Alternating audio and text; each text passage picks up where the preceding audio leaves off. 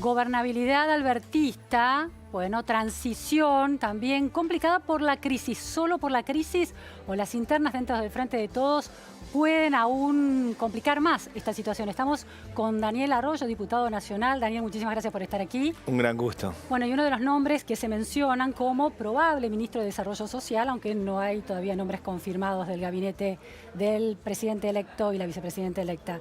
Daniel, hay mucha análisis y mucha conversación acerca de las fuerzas al interior del Frente de Todos que tironean los posicionamientos y los planes de gobierno que eventualmente se decidan.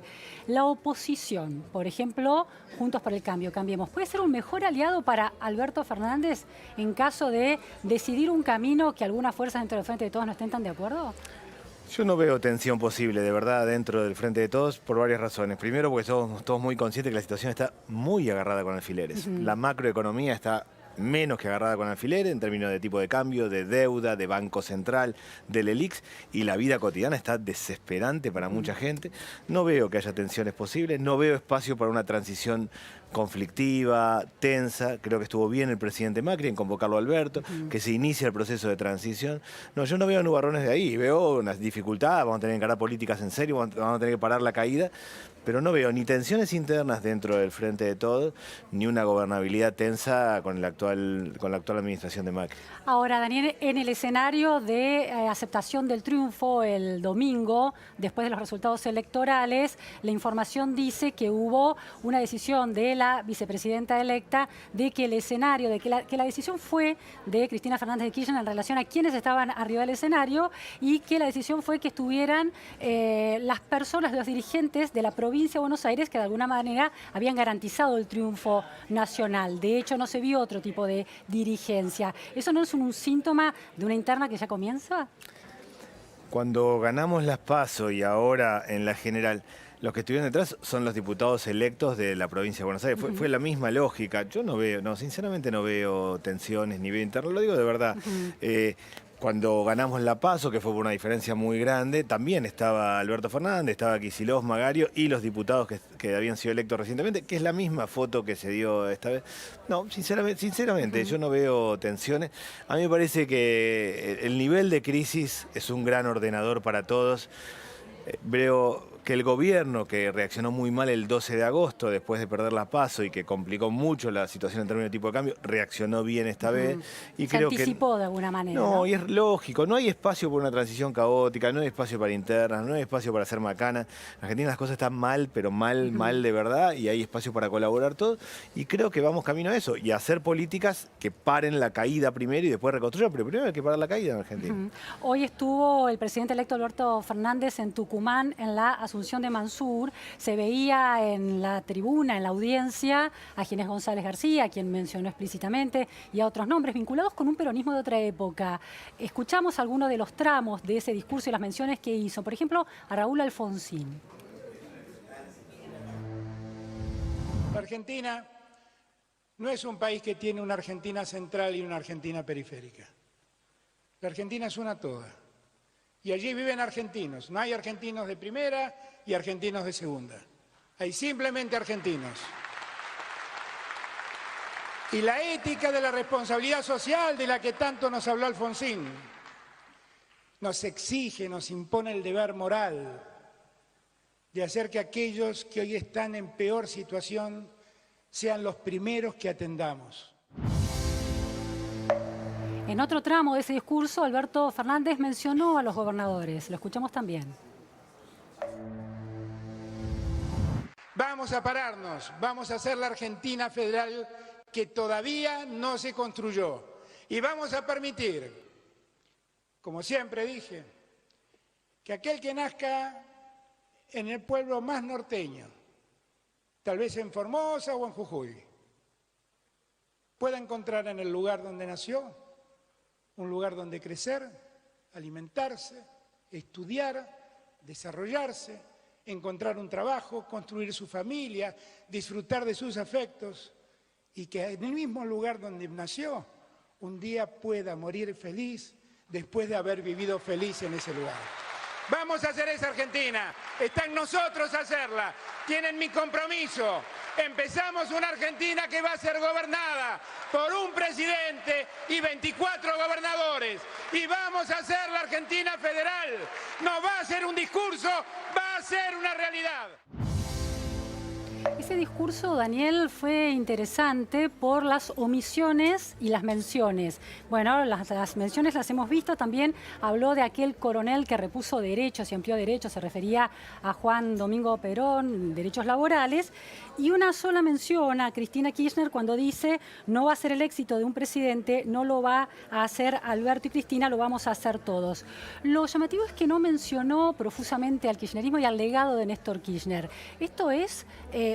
vos sostenés que esto no hay tensiones dentro del Frente de Todos.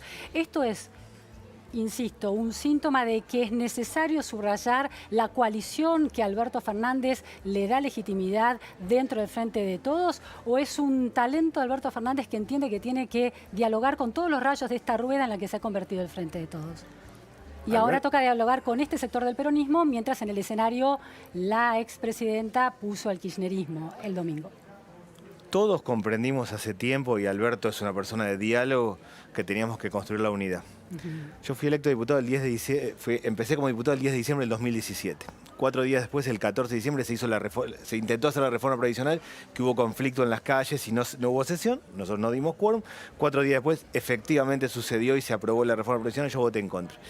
Esa noche yo me fui. Llevaba 8 días de diputado nada más, diciendo es la unidad, la unidad. Yo había entrado por el Frente Renovador, había sido electo diputado por una tercera fuerza. Es la unidad, no hay más, esto deja 20 millones de personas afuera. Yo me convencí que era una catástrofe. A los 4 pareció días... que lo que pasaba en la calle era un síntoma de desunión fogoneada por cierta dirigencia opositora? No, pero no, el gobierno estaba encarando una reforma previsional que era absurda, que no tenía sentido y que nos iba a meter en un lío bárbaro. Era evidente que iba camino a meternos en un lío bárbaro, en un esquema que dejaba 20 millones de personas afuera. Yo entendí eso. A los 4 días a mí me llama Alberto Fernández y con la misma idea, acá es la unidad, empezamos a construir un grupo llamado UMED, porque nos juntábamos en UMED, en la universidad, y empezar a trabajar esta idea de la unidad, y él fue quien más la elaboró. No, acá no hay otro espacio que no sea la unidad, y Alberto va a ser un presidente federal. Argentina es un país, 24 provincias, 2.200 municipios. No es posible hacer más programas enlatados. Si alguien inventa un programa que funciona bien en Godoy Cruz, Mendoza, es raro que funcione en Palpalá, Jujuy, o en Pico Truncado, Santa Cruz, o en 3 de febrero, provincia de Buenos Aires. Y si funcionan bien esos 4 lugares, faltan 2.196. Acá no hay que terminar con los programas enlatados, hay que hacer una construcción de abajo hacia arriba, de desarrollo local y encarar una política muy a favor de las economías regionales. Daniel, no hay duda de que la crisis ha llegado a un punto muy culminante bajo la gestión de Cambiemos en términos de inflación, de pobreza, del parate de la actividad. Es decir, todos los indicadores macro, los indicadores sociales son extremadamente graves en 36 años de democracia. No los más graves de estos 36 años de democracia. 2001 mostró todavía picos más altos de pobreza, pero gravísimos. Ahora, el diagnóstico que lo escuchamos hacer a Axel Kicillof en el escenario del domingo ponía toda la responsabilidad de esta crisis en los casi 4 años de gobierno de la gobernadora Vidal. Y el candidato electo, el presidente electo Alberto Fernández, también subraya mucho el peso de esta herencia de 4 años. Ahora, como viceministro de Desarrollo Social durante el nestorismo, durante la gestión de Néstor Kirchner junto a Alicia Kirchner, y como ministro de Desarrollo Social de la provincia de Buenos Aires, nada menos, sos un conocedor de los indicadores de pobreza. La pobreza no nació con este gobierno. Entonces, ¿no es preocupante que los diagnósticos se centren solo en los 4 años cuando el problema es mucho más endémico y estructural y las soluciones tienen que pensarse transversalmente en términos de clase política? Si mañana la soja está a 900 y la economía vuela, la pobreza baja 25% y ahí se traba. Argentina tiene 25% de pobreza estructural si no cambia el funcionamiento de su economía, de estructura económica argentina. Hoy convive con 25% de pobreza estructural. Es decir, eso que lo no... que estás diciendo es que el problema de este gobierno fue el precio de los commodities que cayó y no una mala gestión, ¿y la pobreza tiene que ver con eso? No, o sea, la Argentina tiene 25% de pobreza estructural desde hace tiempo y lo que tuvo es un desmadre brutal de la economía en este tiempo. Estos 4 años, ¿qué pasó? 3 cosas. Uno, el gobierno entendió que la Argentina era soja, minería, sector financiero y salarios bajos, encaró un modelo que deja 20 millones de personas afuera. En segundo lugar, la Argentina estuvo peor, efectivamente, como planteaste vos, tuvo 57% de pobreza y 28% de desocupación en 2001. Pero hay 2 cosas que no habían pasado. Una es el tema del aumento permanente de los alimentos. 4 años aumentando los alimentos todo el tiempo. Eso nunca había pasado y es una responsabilidad del Estado. Y el otro es el sobreendeudamiento de las familias. Esto de que como subieron tanto los costos fijos, todo el mundo debe plata y termina tomando crédito al 200% de interés anual. Esas dos cosas son nuevas de estos 4 años. Sí. Hay otras que no, pero esas dos cosas son nuevas y realmente es lo que hay que empezar a resolver. Y después hay un desafío grande en Argentina de hacer cambios estructurales en la escuela secundaria. Ahora, pero si nos quedamos en la pobreza, ¿no? Porque, bueno, claramente señalás cuestiones nuevas de esta gestión, errores nuevos de esta gestión y un problema estructural. Pero pienso en una gestión como en la que fuiste viceministro de Desarrollo Social entre 2003 y 2007. Por ejemplo, en 2006 la pobreza estaba en el 26,9%. Fue el último dato antes de la intervención del INDEC en 2007. O en 2012, con la soja en el récord de $625 en julio, estaba en el segundo semestre en 27,6% de pobreza, según la reconstrucción de los índices que pudo hacer CEDLAS. Entonces, aún con los commodities, en esa gestión de Néstor Kirchner, que es reconocida por haber activado la producción, la pobreza estaba instalada. Por eso vuelvo a la pregunta, que es: si no se hace un buen diagnóstico, que se vaya más allá de las cuestiones partidistas y de los juegos de la oposición y el oficialismo en términos de acaparamiento de la opinión pública y de la conversación pública, vamos a seguir en el mismo problema, ¿no? Absolutamente, y no podemos seguir en el mismo problema. La Argentina llega al pico de 57% de pobreza y baja la pobreza hasta el 2009 y ahí se traba. El 2009 tenemos la crisis internacional, 2008-2009 y el conflicto con el campo acá. Mejora en parte, vuelve a mejorar hasta el 2011, del 2011 en adelante viene complicándose. Del 2011 en adelante tenemos un aumento, una caída, un aumento permanente de la situación de pobreza en Argentina. 2014, el segundo semestre, según la reconstrucción del CEDLAS, fue de 32,4%. Sí, nosotros tenemos una no crisis... había índices oficiales, pero digo, No, pero lo tomo, del quiero decir, básicamente, si uno quiere hacer un poquito de historia, la primer gran problema de Argentina moderna, o sea, democrática, es con la hiperinflación de los 80. Cuando se crean las ollas populares y es la primera vez que la gente sale de la casa y va a comer fuera de la casa. El primer índice de hambre en la Argentina está ahí y ahí empieza un proceso complejo. Se complica después en el 95 con el efecto tequila, 2001 57% de pobreza, cambia el esquema, mejora todo hasta el 2009, avanza, se traba y en los últimos tiempos después se complica del todo.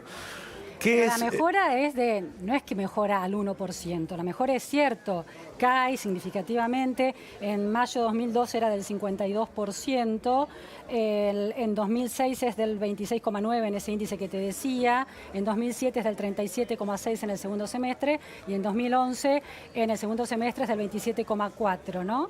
2014 primer semestre 30,1%, digo... Se estanca en un número muy inquietante, no tan preocupante como el de hoy, que ya llega a extremos realmente... Pero lo que trato de decir yo, o sea, la Argentina tiene 25% de pobreza estructural. Si mañana la soja está a 900 y la economía vuela, va a haber baja la pobreza hasta 25 y se traba. ¿Qué hay que hacer para destrabar ese 25%? Hay que hacer cambios estructurales profundos que hace rato que no se hacen. ¿Cuáles, por ejemplo? Para empezar hay que rearmar el esquema productivo de la Argentina. ¿Qué es lo que genera trabajo en la Argentina en términos de mano de obra intensiva? Construcción, textil, comercio, metal mecánico, frigoríficos, curtiembres. ¿Qué es lo que genera divisas en la Argentina? Soja, minería, sector financiero. ¿Cómo combinar una con la otra? Es un primer desafío que tiene la Argentina. ¿Por qué no se pudo hacer hasta ahora? La Baña siempre establece el número de 8 años, o sea, une esta gestión con la última gestión de Cristina Kirchner en relación al estancamiento del PBI y de la actividad productiva. Y la Baña tenía una buena idea que era el tema del fondo anticíclico. En su momento, en el momento de crecimiento, hoy no se podía hacer un fondo anticíclico porque estamos muy caídos. Exactamente, pero en el momento del contexto de crecimiento... Para ir más para atrás, no quiero hacer historia. La Argentina del 90 al 95 crece 8% la economía en la primera etapa de Menem y crece la desocupación. Por primera vez en la historia, crece la economía y empeora la situación social. Eso tiene que ver con que empezaba el modelo económico a crujir por distintos lados y la estructura productiva. En épocas de crecimiento hay que generar un fondo anticíclico, que era una buena idea de la Baña, que no se hizo, claramente. Ahora, hoy tenemos que resolver dos cosas. Uno, Vamos a llegar casi 38-40% de pobreza a fin de año. Depende qué pase con la devaluación y los precios, en términos generales. Tenemos que resolver un problema de hambre. Se ha quebrado una línea, no se puede quebrar. Argentina, no puede haber hambre en Argentina. País que produce alimentos no puede haber hambre. Cuando ustedes se sientan en soledad en UMED, con el equipo, con Trota y con Alberto Fernández y los dirigentes, los técnicos, los especialistas, y no están los micrófonos, no está el marketing político de por medio, ¿reconocen que el problema es extremadamente serio, que ni siquiera la gestión kirchnerista logró resolverlo y esta gestión tampoco, y lo agravó? Si reconocen, hacen su propio reconocimiento para hacer un diagnóstico preciso de la situación, ¿eso pasa? Para mí los datos son sagrados. Yo primero tengo datos y después análisis, y siempre trabajo con los datos. Y digo en público y en privado lo mismo. Estoy diciendo que hay un problema estructural y que viene de largo en la Argentina y que es un problema estructural complejo. Agrego el problema económico. En la Argentina hay inflación cuando crece la economía y hay inflación cuando hay recesión. Con lo cual hace más compleja la situación y no hay magia de decir toca este botoncito y hace esto, estos son malos, estos son buenos. La grieta justamente lo que sirve es para echarle la culpa al otro, no para construir alternativas. ¿Asumen también que del lado de ustedes hacen eso? ¿Han aprovechado la grieta para construir una identidad? Yo no estoy en ustedes y otros. Yo trabajo con datos, creo en los datos. Para mí primero están los datos y después la construcción de políticas públicas. Datos claros de la Argentina. La Argentina tiene un 25% de pobreza estructural complejo, difícil de resolver. ¿Qué hay que hacer antes de eso? Llegar al 25%, porque hoy va a estar en cerca del 40%. ¿Cuál es esa diferencia en nueva pobreza? Para mí tiene que ver con el costo de los alimentos, con el endeudamiento de la familia. Yo sigo mucho, tuve la suerte de recorrer todos los países de América Latina, y recorrer no me refiero a hacer turismo, sino a los barrios pobres, están las áreas sociales. Siempre pensé que el conflicto de Chile más fuerte era el sobreendeudamiento de la familia, cosa que no existía en Argentina y existía en Chile, por el tema educativo, por el tema de salud y por el endeudamiento constante. La Argentina se ha endeudado fuertemente la familia en el último tiempo y tiendo a poner ahí una luz amarilla y decir, ojo, mirá lo que está pasando acá, veamos acá. Entonces hay que resolver eso. Después de eso hay que resolver el 25% de pobreza estructural. De todo lo que hay que hacer, lo primero es el tema del hambre. Y no sirve en términos de unos u otros. Acá hay que encarar políticas públicas. Cuando el Estado organiza políticas públicas, el debate es sobre lo que está haciendo. Y uno ve qué es mejor, qué es peor, cómo se discute, y no quién es bueno, quién es malo. Última cuestión, Daniel. En Chile estamos viendo una crisis también muy preocupante en términos sociales y un distanciamiento. Uno de los análisis que se hacen es un distanciamiento de la gente y de las élites. Es decir, hay una grieta que divide a las clases dirigentes de las personas. ¿Eso puede pasar en Argentina en la medida en que una clase dirigente, por ejemplo la del peronismo, que ha gobernado en la mayoría de estos años de democracia, no solamente la provincia de Buenos Aires, sino la nación, no logra resolver los problemas concretos? A mí me parece que ha pasado tres cosas en los últimos 2 años que hacen a la ruptura del contrato social profundo. Y no quiero nada de grieta ni unos y otros, sino... Hace 2 años la sociedad votó al gobierno y le dio continuidad. Yo la vi esa elección como un matrimonio que lleva 2 años. Y uno dice, esto no está bien, acá hay problema, pero vamos a ponerle pila y vamos a sacarlo adelante. 2 años. Después de eso vino la reforma previsional, ajuste, Fondo Monetario, otro ajuste. Hace 1 año se quebró la relación con el gobierno de la sociedad. Pero con la política, no solo con el gobierno, con la política. Está quebrada la relación. Y ahora, en el último tiempo, esa sociedad que estaba desenganchada del gobierno y no veía alternativa, en la unidad del peronismo y en las propuestas de Alberto Fernández, vio que era por ahí. Pero claramente hay un proceso de ruptura fuerte. Hace rato que está quebrado el contrato social de la Argentina. Todos tenemos que ser muy conscientes y trabajar seriamente. Yo, sinceramente, creer que están los peronistas de un lado y los otros del otro no sirve mucho, con toda sinceridad. Primero hay que trabajar con datos, y yo trabajo con datos, y segundo hay que encarar políticas públicas. La grieta es una actitud adolescente. ¿Qué dice adolescente? El profesor tomó algo que no había dado, es culpa de mi mamá o de mi papá. Cuando es adulto se mira frente al espejo y tiene que resolver. Nosotros tenemos que resolver con políticas públicas, no hay espacio para otra cosa. Y eso, para mí, la crisis saca lo mejor de la Argentina. No hay espacio para conflictos internos, no hay espacio para hacer una transición caótica, no hay espacios para andar viendo de qué trata esto. Hay que encarar políticas serias que resuelvan 3 cosas. 1, el tema del costo de los alimentos. 2, el endeudamiento de la familia. Y 3, que generen trabajo. ¿Qué áreas van a generar trabajo de verdad hoy? Por las personas que están en planes sociales, la construcción, en lo que tiene que ver con vereda, cordón, cuneta, vivienda social, infraestructura básica, la producción de alimentos, lo que tiene que ver con el textil, la economía del cuidado, sobre todo mujeres que cuidan personas, y mover el tema del reciclado. Sobre esas bases hay que empezar a reconstruir Argentina y yo quiero colaborar en eso. Muchísimas gracias, Daniel Arroyo. Gracias. Vamos a otro tema, elecciones en Uruguay este domingo. ¿Hay riesgo de bolsonarización de la sociedad?